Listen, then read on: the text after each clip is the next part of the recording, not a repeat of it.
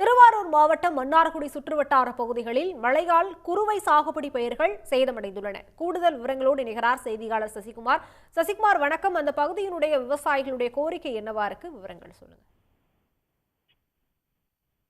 மன்னார்குடி அருகே அறுவடைக்கு தயாராக இருந்த சுமார் 500 ஏக்கர் பரப்பு குறுவை நெற்பயிர்கள் மழைநீரில் மூழ்கி முளைக்க தொடங்கியதால் விவசாயிகள் அரசு நிவாரணம் வழங்க வேண்டும் என ஒரு கோரிக்கையை முன்வைக்கிறாங்க. அது மட்டும் இல்லாம வடகிழக்கு பருவமழை தொடங்குவதற்கு முன்பாக கடந்த ஒரு வார காலமாக திருவாரூர் மாவட்டத்துல பல்வேறு பகுதிகளில் கனமழை பெய்து வந்தது. கடந்த 2 நாட்களுக்கு முன்பு வடகிழக்கு பருவமழை தொடங்கியதாக சென்னை வானிலை மையம் அறிவித்திருந்த நிலையில திருவாரூர் மாவட்டம் முழுவதும் பரவலாக கனமழை பெய்து வந்தது. அந்த வகையில திருவாரூர் மாவட்டம் மன்னார்குடி அருகே மேலநாளநல்லூர், சவளக்காரன், கீழநல்லநல்லூர் உள்ளிட்ட பல்வேறு பகுதிகளில் சுமார் 500 ஏக்கர் பரப்பளவில் சாகுபடி செய்யப்பட்ட குறுவை நெற்பயிர்கள் மழைநீரில் மூழ்கி முளைக்க தொடங்கியதால் விவசாயிகள் வேதனை அடைந்து வராங்க. குறிப்பாக மழைநீரில் மூழ்கி முளைக்க தொடங்கிய குறுவை நெற்பயிர்களை பார்த்து அந்த பகுதி விவசாயிகள் வயலிலே கண்ணீர் மல்க ஒரு கோரிக்கை விடுத்து வராங்க.